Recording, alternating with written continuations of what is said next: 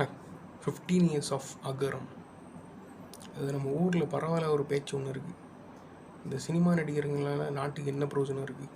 அவங்க வருவாங்க, நடிப்பாங்க, கோடிக்கணக்கில் பணம் சம்பாதிச்சு தான் வீட்டுக்கு சொத்து சேர்த்து வைப்பாங்க. அவங்களால இந்த நாட்டுக்கோ நாட்டு மக்களுக்கோ எந்த பிரயோஜனம் கிடையாது. இப்படி தான் பரவலாக பேசுவாங்க. ஆனால் சூரியகார்த்தி விஷயத்தில் அந்த வார்த்தைகளை ஆசிட் ஊற்றி கொளுத்திடலாம். ஏன்னா அவங்க 2 பேர் நடித்ததுனால கிட்டத்தட்ட 8000 பேர் கிராஜுவேட் ஆகியிருக்காங்க.